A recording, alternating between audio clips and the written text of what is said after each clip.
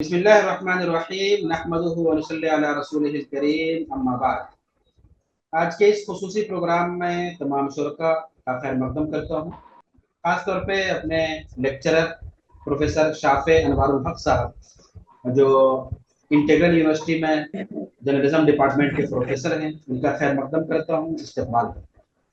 सफ़ा online academy अपनी छोटी छोटी सरगर्मियों के लिए कोशां है। बुनियादी मकसद नौजवानों की जहनी, फिक्री और अमली तरबियत, उनमें अवेयरनेस लाना, उनको काम का मैदान बताना और जो कुछ ट्रेनिंग मुमकिन हो सके उसकी कोशिश करना। खास तौर पे जो प्रोफेशनल स्किल्स हैं, चाहे वो जर्नलिस्टिक स्किल्स हों या कम्युनिकेशन के स्किल्स हों, लैंग्वेज के स्किल्स हों, उनसे नौजवानों को वाकिफ कराना ताकि वो अपना रोल अदा कर सकें, उनकी जो जिम्मेदारी है उसको बेहतर अंदाज से पूरा कर सकें। ये हमारा मकसद है। सफ़ा ऑनलाइन की वेबसाइट safaonlineacademy.com के नाम से है, जिसमें हमारे कोर्सेज हैं, हमारे इन लेक्चर्स के डिटेल्स मौजूद हैं। हम और हमारी टीम कोशिश करती है कुछ छोटे छोटे प्रोग्राम को ऑर्गेनाइज करने की। हमारे पास वसाइल की कमी है, अफराद नहीं है, लेकिन एक जज्बा है, एक जोश है। हम चाहते हैं कि जो कुछ हमसे मुमकिन हो हम कर सकें। एक नया सिलसिला शुरू किया है कि हर संडे को रात में एक ऑनलाइन लेक्चर का इंतजाम किया जाए, जिसमें हमारे अहबाब, हमारे दोस्त, हमारे शागिर्द या जो उस टॉपिक से दिलचस्पी रखते हैं, खासतौर पे फैमिली गाइडेंस, तालीमी रहनुमाई, कैरियर गाइडेंस, जर्नलिज्म, इस तरह के टॉपिक्स रखे गए हैं। हर हफ्ते इंशाल्लाह ये लेक्चर होगा। तो आपसे यही गुजारिश है कि सफ़ा ऑनलाइन एकेडमी का हिस्सा बने, हमारी जो सरगर्मियां हैं उसमें हमारा साथ दें। नौजवानों की तरबियत के लिए जो हमारी कोशिशें हैं उसको आगे बढ़ाने में हमारी मदद करें। आज का टॉपिक डिजिटल मीडिया, इंतहाई अहम, हसास और मालूमाती टॉपिक है। हम सब कहीं ना कहीं डिजिटल मीडिया से या तो डायरेक्ट या इनडायरेक्ट, यानी एक उर्दू का लफ्ज इस्तेमाल होता है, जैसे सांप काट लिया हो, तो हम लोग कटे हुए और डसे हुए लोग हैं। दिन का अक्सर हिस्सा हमारी उंगलियां हमारे स्क्रीन पे मुतहरिक रहती हैं। हम इस्तेमाल हो रहे हैं। अहम सवाल ये है कि डिजिटल मीडिया का इस्तेमाल हम कैसे करें, हम कैसे उसका इस्तेमाल करें। हम जो कुछ कर रहे हैं अपने कामों को डिजिटल मीडिया के जरिए बेहतर कर सकते हैं। टीचर हैं, टीचिंग बेहतर होगी। खतीब हैं, खिताबत बेहतर होगी। सोशल वर्कर हैं, वो बेहतर होगी। कुछ नहीं है, एक अच्छे बाप हैं, एक अच्छे भाई हैं, तो वो आप बेहतर कर सकते हैं। बच्चों की तरबियत, आप अपने नॉलेज को बढ़ा सकते हैं। बहुत सी चीजें हैं, तफसील अभी जो हमारे आज के लेक्चरर हैं प्रोफेसर शाफे अनवारुल हक साहब, मैं बहुत शुक्रगुजार हूँ कि उन्होंने वक्त दिया। बड़ी मोहब्बत से मिलते हैं। हम लोगों ने कई बार इन मौजूआत पे बातें की कि किस तरह हम अपने नौजवानों के लिए मुफीद हो सकते हैं। तो अल्लाह का शुक्र है आज वो हमारे दरमियान मौजूद हैं। मैं उनसे गुजारिश करूंगा कि इस मौजू के दोनों पहलुओं पे कि अहमियत क्या है और इसका यूज हम बेहतर क्या कर सकते हैं अपनी नॉर्मल जिंदगी में, अपनी टीचिंग जिंदगी में, या अगर जर्नलिज्म से हमारा इंटरेस्ट है, ताल्लुक है, तो उस लिहाज से हम क्या कर सकते हैं। इन तमाम मौजूआत पे रोशनी डालेंगे। मैं दरखास्त करता हूँ कि अपनी गुफ्तगू का आगाज करें। बहुत शुक्रिया मौलाना मनोवर सुल्तान नदवी साहब। इस ऑनलाइन प्रोग्राम में शामिल शुरका, पार्टिसिपेंट्स और ख़वातीन और हज़रात, अस्सलाम वालेकुम। सबसे पहले तो मैं सफ़ा ऑनलाइन टीवी और खुसूसन मौलाना मनोवर सुल्तान नदवी साहब का शुक्रिया अदा करना चाहूँगा कि उन्होंने मुझे मदऊ किया और इस अहम मौजू पर बात करने का मौका दिया है। सफ़ा ऑनलाइन टीवी, जितना मैं समझ पाया हूँ और जितना जानता हूँ, कि एक अहम मरकज़ है इस वक्त लखनऊ के अंदर, कि जो बहुत मेहनत से ये लोग काम कर रहे हैं, नौजवानों को और साथियों को अवेयर करने के लिए मौज़ूआत से या सोशल इशूज से या उनके अंदर नए स्किल्स डेवलप करने के लिए जो कुछ भी कोशिश कर रहे हैं ये लोग, ये काबिल तारीफ है। क्योंकि मौलाना ने जो बात कही कि हम लोग सुबह से शाम तक लगे हुए हैं, ये जो मोबाइल फोन हमारे हाथ में है या जो लैपटॉप हमारे पास में है, ये ऐसा एक ऐसा टूल या एक ऐसा टेक्निक है कि जो जिसमें हम उलझे हुए हैं सुबह शाम, और हमारा जो दिन भर का काम हो, चाहे वो पर्सनल हो या प्रोफेशनल हो, कहीं ना कहीं उससे जुड़ा हुआ है। ठीक। तो अब हम लोग जब मुल्क और कौम की या मुल्क और मिल्लत की खिदमत की बात करते हैं डिजिटल मीडिया के हवाले से, तो इसको हम एक इस तरह से देख सकते हैं कि जब डिजिटल मीडिया नहीं था तब क्या चल रहा था। तो डिजिटल मीडिया के साथ क्या है कि ये दो लफ्ज का एक मजमुआ है, जिसमें एक है डिजिटल और एक है मीडिया। ठीक है। तो इस जो मजमुआ है या जो लफ्ज का जो निचोड़ है, इस पे हम बाद में बात करते हैं। हम पहले एक तारीखी पस मंजर देखते हैं कि मीडिया का मुल्क और मिल्लत की कामयाबी के लिए या उसकी फलाह के लिए या उनकी रहनुमाई के लिए इस्तेमाल पहले कैसे किया गया। मीडिया, या जिसको हम लोग उर्दू में जराए इब्लाग कहते हैं।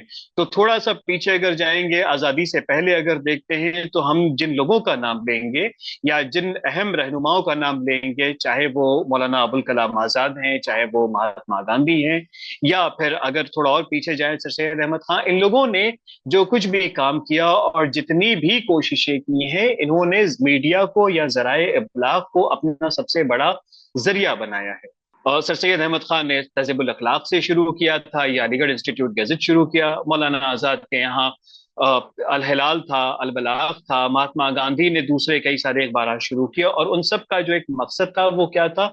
मकसद ये था कि लोगों को रोशनास कराया जाए, जो सूरत हाल है, जो समाजी सियासी सूरत हाल है, उसे रोशनास कराया जाए, उनके अंदर बेदारी पैदा की जाए, और उनको इस चीज के लिए उनकी हौसला अफजाई की जाए कि वो जो कुछ भी कर सकते हैं अपने इंडिविजुअल लेवल पे या इनफरादी सतह पर, जो कदम उठा सकते हैं समाज की बेहतरी के लिए, वो कदम उठाएं। तो अब क्या होता है कि ये तो जो सूरत हाल थी, ये थी मीडिया की, कि जिसमें अखबारात चल रहे थे। बाद में फिर क्या होता है कि टेलीविजन आने लगे, और टेलीविजन आया, और उसके बाद रेडियो। मीडिया से उससे पहले अगर हम देखेंगे तो रेडियो के थ्रू भी ये काम किया गया था। टेलीविजन आया तो टेलीविजन में ये देखा गया कि जब हम लोगों के पास हिंदुस्तान के अंदर DD1 था, तो DD1 पे कई सारे तालीमी प्रोग्राम आते थे, जो एंटरटेनमेंट। आमतौर पर हम लोग जब मीडिया की बात करते हैं, तो एक ले मैन का जो नजरिया है वो ये है कि एंटरटेनमेंट का काम होता है मीडिया का या टेलीविजन का, एंटरटेनमेंट का काम है। लेकिन बहैसियत एक उस्ताद में एक बात ये कहूं कि हम जब बच्चों को बताते हैं मीडिया के जो फंक्शंस या मीडिया की जो जिम्मेदारियां हैं, हम तीन अहम फंक्शंस बताते हैं, जिसमें एक तो होता है टू इन्फॉर्म, यानी लोगों को बताना। दूसरा होता है टू एडुकेट, यानी लोगों को तालीम देना या लोगों को रोशनास कराना या बेदार करना।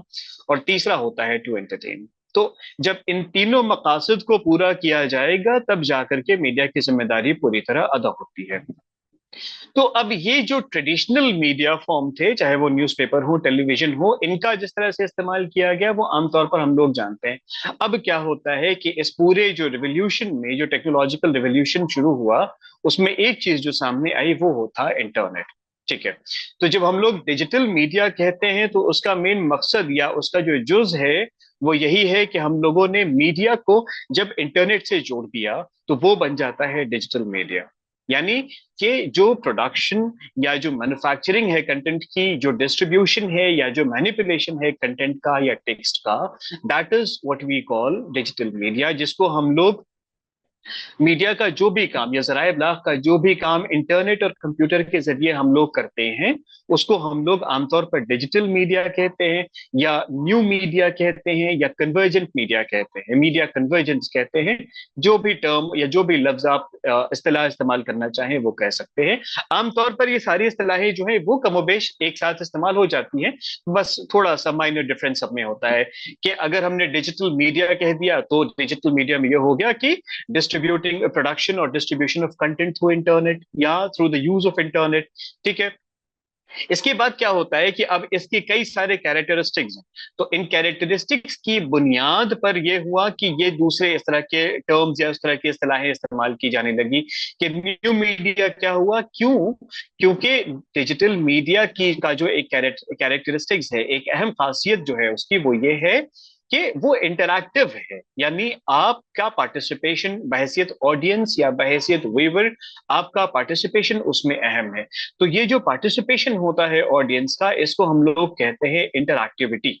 ठीक है। तो क्योंकि ये एक इंटरैक्टिव है, यानी कि एक जरिया ऐसा है कि जिसके थ्रू हम अपनी बात कहते हैं, तो इसको हम लोगों ने फिर जो नाम दिया, हम लोगों ने फिर न्यू मीडिया भी कहना शुरू कर दिया। कन्वर्जेंस या मीडिया कन्वर्जेंस जब कहते हैं, तो कन्वर्जेंस का मतलब ही होता है, ये एक ऐसा लफ्ज है जिसका मतलब होता है किसी दो चीज का एसिमिलेशन, या किसी दो चीज को, दो से ज्यादा चीजों को एक जगह जमा कर देना। तो डिजिटल मीडिया में क्या होता है कि बैक वक्त हम लोग ऑडियो, वीडियो और ग्राफिक्स हर चीज को एक जगह जमा कर लेते हैं।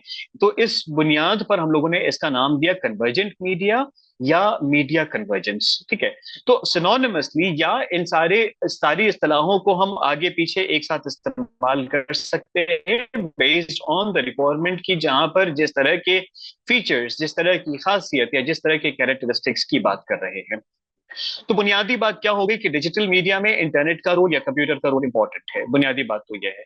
अब इसमें क्या होता है कि जब हम लोग जो ट्रेडिशनल मीडिया है, चाहे वो न्यूज़पेपर हो चाहे वो टेलीविजन है, तो इनकी जब हम इस्तेमाल की बात करते हैं या उनका जो रोल देखते हैं, तो उसमें खास बात क्या थी कि जाहिर है कि जो इंफॉर्मेशन, एजुकेशन या एंटरटेनमेंट का जो फंक्शन था वो तो बहरहाल हो ही रहा था, लेकिन उसमें क्या होता है कि वो एक वन वे कम्युनिकेशन प्रोसेस है।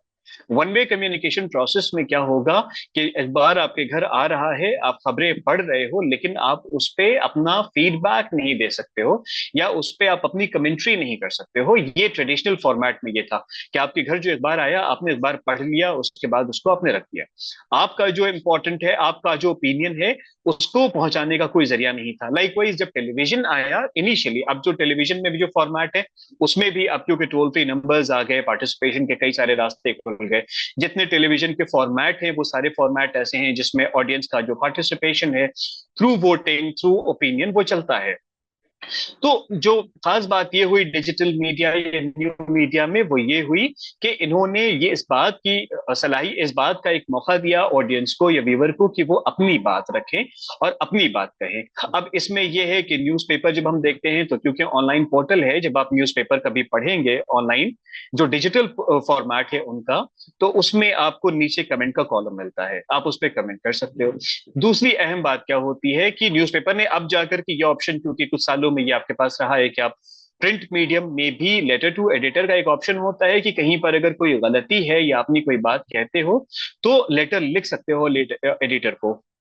लेकिन डिजिटल मीडिया में क्या होता है कि ये जो कम्युनिकेशन है ये कंपैरेटिवली बहुत तेज है। आप जब चाहोगे कमेंट करोगे, कुछ वक्त में आपका कमेंट वो विजिबल हो जाएगा उस पोर्टल पे या उस प्लेटफॉर्म पे। तो पहली चीज जो होती है वो होती है इंटरैक्टिविटी, जिसकी हमने बात की अभी। इंटरैक्टिविटी के बाद क्या होता है, दूसरा जो इसका कैरेक्टरिस्टिक्स है उसको हम लोग कहते हैं इमीडिएसी। उर्दू में जिसका हम लोग जब हम लोग किसी को कहते हैं जल्दी में कोई काम करना, या जिसको उजलत पसंद कहते हैं ना, यहाँ मामला क्या है कि यहाँ उजलत का एक बड़ा रोल है कि किस तरह से आप इंफॉर्मेशन को कितना जल्दी थ्रू डिजिटल मीडिया। अब डिजिटल मीडिया में क्या है कि आप चाहे सोशल मीडिया पे आप किसी इंफॉर्मेशन को शेयर करना चाहते हैं फौरन कर सकते हैं।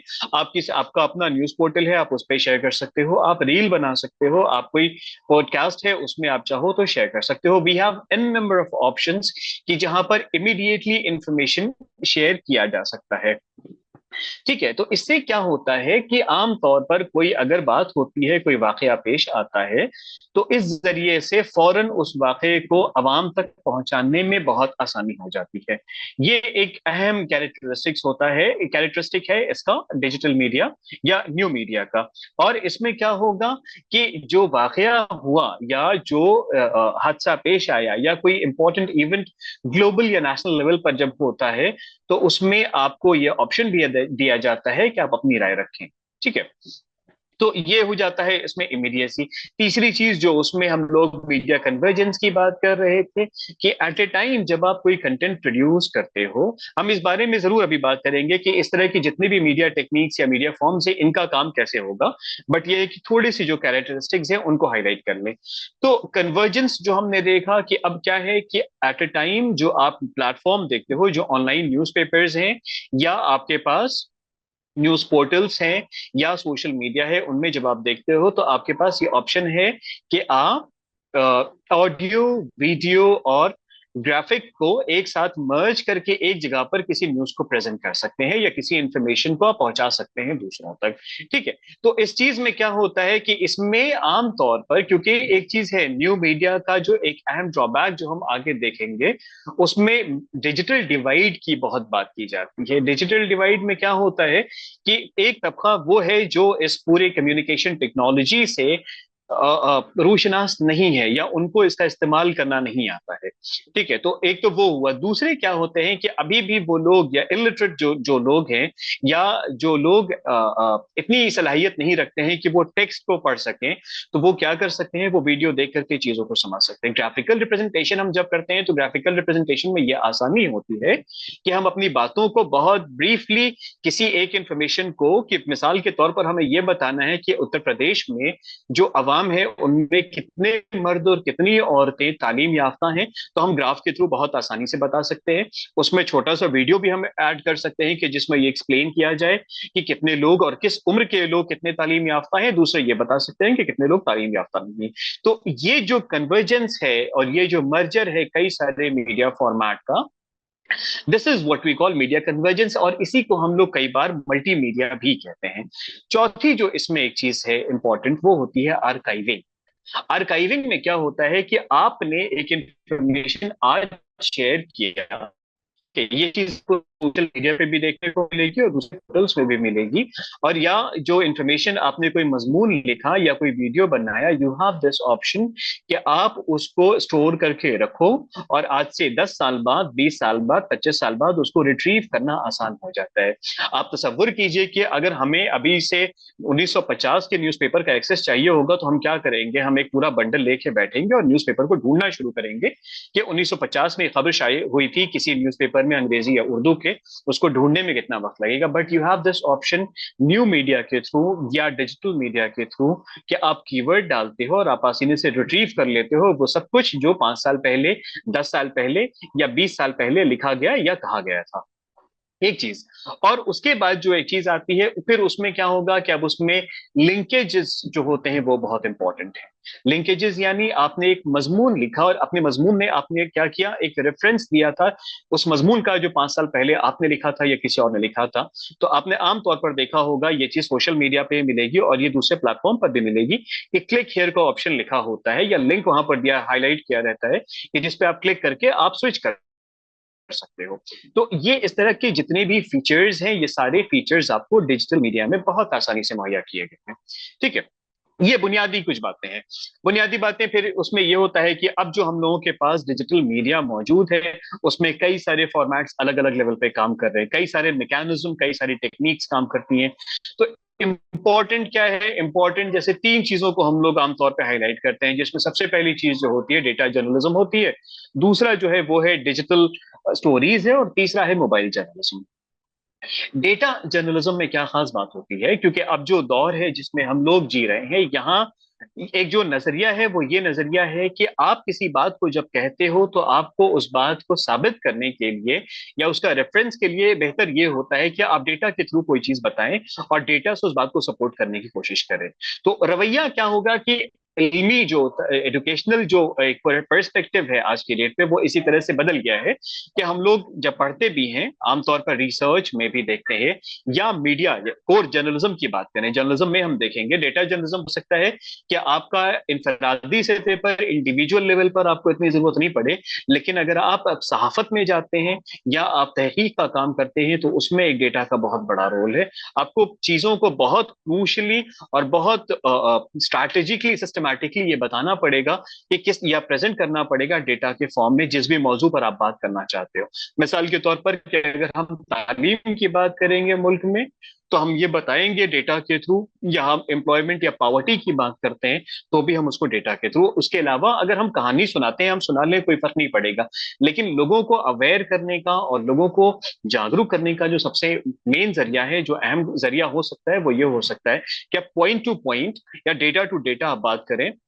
और उसके लिए क्या है कि अब कई सारी एजेंसीज काम कर रही हैं डेटा के लिए। एक तो एनजीओ जो काम करते हैं वो तो करते हैं, आपका अपने आपने से बहुत लोगों ने सीएसडीएस का नाम सुना होगा, centre for the study of developing societies. CSDS का काम क्या है कि वो लोग सोशियो पॉलिटिकल इश्यूज की बात करते हैं, और जब वो सोशियो पॉलिटिकल इश्यूज की बात करते हैं तो वो हर चीज का जो रिप्रेजेंटेशन है उनके यहाँ वो डेटा के थ्रू है। वो ये दिखाते हैं कि किस तरह से हो रहा है, जो सूरत हाल है वो क्या मौजूद है। मिसाल के तौर पे एक इलेक्शन हुआ तो उन्होंने बाज़ाब्ते पूरा डेटा जारी कर दिया और ये बताया कि किस पार्टी को कितने लोगों ने सपोर्ट किया था, या कितनी औरतों ने पॉलिटिकली इस पूरे इलेक्शन में पार्टिसिपेट किया, या कितने मर्दों ने या कितने नौजवानों ने पार्टिसिपेट किया।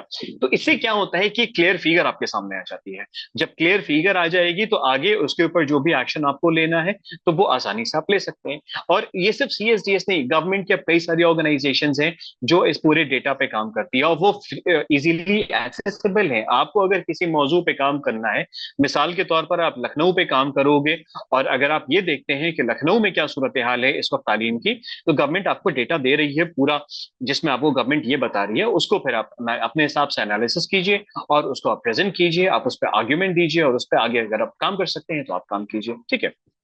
मोबाइल जर्नलिज्म में क्या हो गया कि मोबाइल जर्नलिज्म में एक अहम बात यह है कि हम लोग, क्योंकि मोबाइल में ऑलमोस्ट अब सारे एप्स के थ्रू आपके पास हर चीज एक्सेसिबल है, चाहे वो एजुकेशनल मटेरियल अपॉर्चुनिटी हो, या अगर आप जर्नलिज्म के लिए न्यूज़पेपर के ऐप्स ले लें, न्यूज चैनल्स के ऐप ले लें, आपको अगर शेयर ट्रेडिंग करनी है तो वहां ऐप्स मौजूद हैं, आपको क्राउड फंडिंग करनी है तो वहां ऐप्स मौजूद है। तो ये जो ऐप्स हम यूज करते हैं हर इंफॉर्मेशन को पहुंचाने के लिए या इंफॉर्मेशन गेन करने के लिए, इल्म हासिल करने के लिए ना, ये सारी चीजें एक हिस्सा है मोबाइल जर्नलिज्म का। और उसके अलावा डिजिटल स्टोरीज में क्या है कि डिजिटल स्टोरीज में अब जो प्लेटफॉर्म या मौके हमारे पास हैं, यानी कि रील बनाना वो अपने आप में एक प्लेटफॉर्म है, या किसी न्यूज को, किसी इंफॉर्मेशन को बहुत मुख्तसर में बताना। एक प्लेटफॉर्म अगर आपने नाम सुना हो, उसका नाम है इन शॉर्ट्स। इन शॉर्ट्स का काम क्या है कि वो जितनी भी न्यूज स्टोरीज होती हैं या जो वाकयात होते हैं, बहुत मुख्तसर में 50 वर्ड में सिर्फ वो आपको ये बताते हैं कि क्या हुआ। ठीक है। क्योंकि अब जब ये जो पर्सपेक्टिव चेंज हो रहा है, तो लोगों का जो रुझान है, वो रुझान अब इस चीज का नहीं है कि वो बैठ करके न्यूज़पेपर में पूरा एडिटोरियल पीस पढ़े। उनको बस ये जानना है कि क्या हुआ है, वो वाकया बता दिया जाए। तो इस तरह के प्लेटफॉर्म है जो ये काम कर रहे हैं। तो उसका तरीका ये है कि या तो आप इन शॉर्ट्स जैसे किसी प्लेटफॉर्म पे काम करोगे तो आप 50 वर्ड में बताओगे, या सोशल मीडिया पे जो हम लोग स्टोरीज लिखते हैं, जो पोस्ट करते हैं, चाहे वो फेसबुक हो, चाहे वो ट्विटर हो, चाहे वो इंस्टाग्राम हो, या हम जो रील बनाते हैं जिसके 2 मिनट के या कुछ सेकंड्स के रील में हम ये बताते हैं कि एक वाकया पेश आया, वाकई में ये हुआ और ये लोग शामिल थे और ऐसे ऐसे हुआ, मुख्तसर में 1 डेढ़ मिनट के अंदर सारी बात करके हमने खत्म कर दी। ठीक है। तो ये जो डिजिटल स्टोरीज का जो एक ये पूरा एक मंजरनामा है, ये बिल्कुल बहुत ज्यादा बेनिफिशियल और बहुत ज्यादा फ्रूटफुल है आज की डेट में। ठीक है। अब इसमें क्या होता है ना कि जब भी इस तरह का कोई रिवोल्यूशन होता है, चाहे वो टेक्नोलॉजिकल हो या कोई भी हो, जितने उसके प्रोज हैं उतने ही उसके कॉन्स हैं, जितने उसके मुस्बत असरात होंगे उतने ही उसके मनफी असरात होंगे। तो हमारा काम क्या होता है कि जब हम कुछ कर रहे होते हैं तो हमें कोशिश ये करना चाहिए कि हम थोड़ा केयरफुली करें कि जिससे किसी किस्म के मनफी असरात सामने आए। तो मनफी असरात में क्या हो जाएंगे कि मिसाल के तौर पर ये तो हम सब जानते हैं, बुलिंग बहुत कॉमन है, साइबर बुलिंग, ट्रोलिंग बहुत कॉमन है सोशल मीडिया पे, या इस तरह का साइबर थ्रेट आपके लिए या किसी भी यूजर के लिए बहुत कॉमन सी चीज है। ये एक चैलेंज है, ये डिसएडवांटेज जरूर है, लेकिन अगर थोड़ा केयरफुली यूज किया जाता है किसी प्लेटफॉर्म को तो इन सारी चीजों से बचा जा सकता है। या उसके अलावा क्या होता है कि जब हम लोग इमीडिएसी की, यानी जल्दी में इंफॉर्मेशन शेयर की बात करते हैं, तो आमतौर पर क्या हो गया है कि अब किसी भी वीडियो को या किसी इंफॉर्मेशन को वायरल करने के लिए क्या होता है कि फैक्ट चेक करने की जरूरत महसूस नहीं होती लोगों को। मीडिया में ये एक अहम बात ये होती है कि जब आप कोई खबर आम करते हैं या कोई खबर लोगों को तक पहुंचाते हैं, तो आपके लिए ये जरूरी है कि आप उसका फैक्ट चेक करें, आप ये देखें कि वो खबर कितनी सही है। अब जल्दी में क्या हो रहा है कि बस कुछ हुआ, यहां से सुनी वहां से सुनी, उठा के उसको वायरल कर दिया। ठीक है। तो यहाँ जो जिस फेक न्यूज को हम लोग, जिसको हम लोग फेक न्यूज कहते हैं, गलत खबरें या मिस इन्फॉर्मेशन कहते हैं या डिसइंफॉर्मेशन कहते हैं, बुनियादी फर्क क्या होगा कि मिस इन्फॉर्मेशन में कोई चीज अनइंटेंशनली या जानबूझ के ना किया गया हो, बस ये हुआ कि जल्दी में कोई इन्फॉर्मेशन आपने वायरल कर दिया। लेकिन डिस इन्फॉर्मेशन में क्या होता है कि कुछ मशीनरीज का इन्वॉल्वमेंट होगा, कुछ ऐसे इंटेंशंस होंगे, कुछ ऐसे मोटिव जरूर होंगे कि जिनकी वजह से किसी गलत खबर को वायरल किया जाएगा। तो ये इस तरह के मनफी पहलू जरूर हैं आपके डिजिटल मीडिया के या सोशल मीडिया के। और इसमें अगर दूसरी चीज देखेंगे तो जाहिर है कि डिजिटल डिवाइड इसका एक अलग पहलू है कि यहाँ पर अभी एक तबका ऐसा भी है जो तबका इस पूरे जो टेक्नोलॉजी है इससे वाकिफ नहीं है, ये यूज करना नहीं जानता है। अब उस तबके को आप चाहे अनएडुकेटेड क्लास से ले लीजिए, या फिर आप एज ग्रुप में देखेंगे कि वो बुजुर्ग हजरात जो जिनका जो बहुत ज्यादा टेक सेवी नहीं है, उनके लिए भी ये चीज एक थोड़ा सा प्रॉब्लमेटिक होता है कि वो इस चीज को एक्सेस नहीं कर पाते। तो ये जो स्किल की जो कमी है कि जिसमें हम लोग इस तरह के डिजिटल डिवाइसेस को, इक्विपमेंट्स को नहीं यूज कर पाते हैं, या इसका इसका सही इस्तेमाल नहीं कर पाते हैं, इसको हम लोग आम भाषा में हम लोग डिजिटल डिवाइड कहते हैं। और दूसरी चीज फिर इसमें क्या हो गई कि फेक न्यूज और मिस इन्फॉर्मेशन की जब बात करेंगे तो उसमें फिर जाहिर है कि क्वालिटी ऑफ कंटेंट जो है वो कॉम्प्रोमाइज हो जाता है। तो यहाँ इसमें क्या है कि कुछ मुस्बत पहलू यहाँ मौजूद है, कुछ मनफी पहलू मौजूद है। हर चीज को समझना जरूरी है, हर चीज को जानना जरूरी है, और उसके बाद आगे कदम उठाना। तो अभी तक हम लोगों ने जितनी गुफ्तगू की है उसके आगे हम लोग अगर बढ़ते हैं तो जाहिर है कि हम लोग चैलेंजेस की बात कर रहे थे, या जो उसके मनफी पहलू हैं उनकी बात कर रहे थे। इसमें जो अहम बातें थी वो अब मुख्तसर में बता दूं कि हम लोग जब डिजिटल मीडिया की बात करते हैं तो इसमें कितने तरह के मैकेनिज्म हो सकते हैं और कितने तरह के टेक्निक्स यूज की जाती है, जिनमें पहला है सोशल मीडिया। हम लोग जानते हैं, हम ये करेंगे कि हम इन सारे टेक्निक्स की या फॉर्म्स की जब बात करेंगे तो हम सिर्फ इतना समझ लें कि इनको इस्तेमाल कैसे करना है, और इसकी कुछ मिसालें मौजूद है हमारे सामने। हम ये सोचें कि पैंडेमिक के टाइम पे, कोविड के टाइम पे, यानी हम लोग किस तरह से सोशल मीडिया के जरिए एक दूसरे को एडुकेट करने की, या दूसरों को उस इशू के बारे में बताने की, दूसरों को जो दवाएं मैसर थी दूसरों तक पहुंचाने की, और दूसरों की मदद करने की कोशिश किस तरह कर रहे थे। सोशल मीडिया का यकीन मानिए पिछले कई सालों में अगर मैं देखूं तो इससे बेहतरीन कहीं पर मुझे कोई यूज नहीं दिखा है। तो वो एक ऐसा प्लेटफॉर्म था सोशल मीडिया कि जिसके जरिए हमने कनेक्ट करने की कोशिश की लोगों से। हमने ये बताना चाहा कि इस सूरत हाल में जहां पर एक बड़ी प्रॉब्लम हम लोगों के सामने है, किस तरह हम उससे साथ मिलकर लड़ सकते हैं और उससे आगे निकल सकते हैं। एक तो ये। दूसरी मिसाल जो उसकी देखेंगे हम लोग, कुछ सालों पहले अमेरिका में एक वाकया पेश आया था जिसमें यह हुआ कि एक साउथ अफ्रीकन को जो अथॉरिटीज के जरिए इस तरह से उसकी पिटाई की गई कि उनकी जान चली जाती है। नाम याद होगा अगर आप लोगों को, जॉर्ज फ्लॉयड। तो जॉर्ज फ्लॉयड के लिए जितनी ज्यादा आवाज उठाई गई और जो कुछ रेसिज्म, एंटी रेसिज्म, जो लोग इस तरह की कामों में इन्वॉल्व थे, और जिस तरह की नफरत का जो मुजाहरा किया गया था उसको अपोज जिस तरह किया गया, जिस तरह पूरी दुनिया के लोगों ने इस पूरे रेसिस्ट आइडिया को अपोज किया, जो लोग इन्वॉल्व थे उनकी मजम्मत की, ये दूसरी एक मिसाल है सोशल मीडिया का के बेहतरीन इस्तेमाल की। उसके अलावा कई सारी मिसालें मौजूद है। चैरिटी वाटर है, वो लोग ये काम करते हैं कि सर चैरिटी सोशल मीडिया के थ्रू वो लोगों से इस करते हैं कि इस तरह मकाम पर जहां साफ पानी मुहैया नहीं हो उन लोगों को किस तरह से पानी पहुंचाया जाए, साफ पानी पीने के लिए पहुंचाया जाए। तो ये इस तरह के कई सारे इनिशिएटिव्स हैं और कई सारे मूवमेंट्स और ऑर्गेनाइजेशंस हैं जो सोशल मीडिया का बेहतरीन इस्तेमाल करते हुए लोगों को अवेयर भी करते हैं, लोगों से जुड़ने की भी कोशिश करते हैं, और मुल्क में और समाज में बदलाव लाने की कोशिश करते हैं। तो ये चीज हम लोग अगर इनफरादी सतह पर देखें तो जरूरी नहीं है हम लोगों को कि कोई बहुत बड़े ऑर्गेनाइजेशन से जुड़े। हम छोटा सा एक कॉज उठाते हैं और हम सोशल मीडिया में मुख्तसर में बात करें, हम लोगों से जुड़ने की कोशिश करें, लोगों को ये बताने की कोशिश करें कि तब्दीली कैसे होगी, वो एक बेहतरीन इनिशिएटिव हो सकता है। दूसरी चीज, सोशल मीडिया पोस्ट के अलावा जो रील्स अब बनाए जाते हैं, सबसे ज्यादा यंगस्टर्स को और बच्चों को ये बात समझाने की है कि वो रील्स एक अहम जरिया हो सकती है अपनी बातें दूसरों तक पहुंचाने के लिए, और एक अहम जरिया हो सकती है किसी भी कॉज के लिए लोगों को एक जगह जोड़ने के लिए। तो उनका एक मुस्बत इस्तेमाल कैसे किया जा सकता है कि छोटे छोटे वीडियोस बनाएंगे और उनके जरिए हम लोगों को मुख्तसर में बातें बताएंगे और लोगों से जुड़ने की तरफ करेंगे। ये चीज हो सकती है। उसके अलावा क्या है कि अगर मान लीजिए अगर या कई सारे मौजूआत पर फ्री में आप चाहेंगे तो आप अपना एक प्लेटफॉर्म बना करके वहां पर गुफ्तगू कर सकते हैं, लोगों को जोड़ सकते हैं, लोगों से जुड़ सकते हैं। उसके अलावा पॉडकास्ट एक जरिया मौजूद है हमारे पास। तो ये सारे जो जराए हमारे पास मौजूद हैं, उन सारे जराए को हम चाहें तो हम इंडिविजुअल लेवल पर भी इस्तेमाल कर सकते हैं। क्योंकि आमतौर पर क्या हुआ है कि जो हमारे पास एक पूरा डिजिटल मीडिया फॉर्म मौजूद है, हम लोग उसके मनफी पहलू में ज्यादा इन्वॉल्व हो गए। ये आमतौर पर देखा जाता है कि जो यंगस्टर्स हैं, जो बच्चे हैं, या हमारे आपकी सतह के जो लोग हैं, हम लोग भी उसका कोई बहुत मुस्बत इस्तेमाल नहीं कर पाते हैं। तो हमें ये चीज समझनी होगी कि ये सारी चीजें, अच्छा उसके अलावा क्या है कि मिसाल के तौर पर जो छोटे छोटे बिजनेसेस हमारे आसपास चल रहे हैं, उन सारे बिजनेसेस को कैसे सोशल मीडिया पे प्रमोट किया जा सकता है। हमारे पास ये भी ऑप्शन है कि आप उसको प्रमोट करें।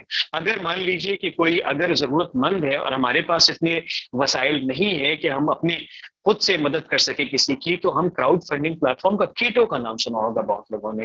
क्राउड फंडिंग प्लेटफॉर्म एक ऐसा जरिया है हम लोग के लिए कि जो जरूरतमंद लोग हैं जिनको हम मान लीजिए कि पैसे से मदद करना चाहते हैं और हमारे पास नहीं है, तो हम क्राउड फंडिंग कर सकते हैं। पहला काम तो हम ये करें कि वहां जाकर रजिस्टर करें, वो जो पूरा प्रोसीजर है उसको कंप्लीट करें और उसके बाद उसका प्रमोशन करें सोशल मीडिया पे। आप यकीन जानिए अगर इस जरिए से हम काम करते हैं तो बहुत लोगों की मदद हो सकती है। एक तो ये, दूसरे ये कि जो सोशल मीडिया प्लेटफॉर्म्स, छोटे जो जो छोटे छोटे बिजनेसेस हैं या जो एंटरप्राइजेस हैं, उनको अगर हम प्रमोट करना चाहें सोशल मीडिया पे, तो उससे लोगों की बहुत हेल्प हो सकती है, उससे वो लोग जुड़ सकते हैं। तीसरी चीज, हम में से जो लोग पढ़ने लिखने के शौकीन हैं, तो पहले तो मामला ये था कि कुछ गिने चुने न्यूज़पेपर थे जिन पे हम लिखते थे, कुछ ही लोग लिखते थे, सब लिख के नहीं पाते थे। अब आपके पास ऑप्शन है, आप सोशल मीडिया प्लेटफॉर्म पर लिखिए, आप जो न्यूज पोर्टल्स हैं आप उन पे लिखिए। अगर आपका मान लीजिए कि कोई पब्लिश नहीं भी करता है तो भी आपके पास ब्लॉगिंग का ऑप्शन है। वर्डप्रेस का नाम सुना होगा, ब्लॉग पोस्ट का नाम सुना होगा, ये वो सारे प्लेटफॉर्म हैं जिन पे आप खुद लिख करके शाया कर सकते हैं। और उसमें जबान का भी कोई ऐसा रोल नहीं, जरूरी नहीं है कि आप इंग्लिश में, हम इंग्लिश में लिखें। जो हमारी रीजनल जबानें हैं, जो हमारी मादरी जबान है, हम उसमें लिख सकते हैं, शेयर कर सकते हैं, लोगों को पढ़वा सकते हैं, लोगों को बता सकते हैं।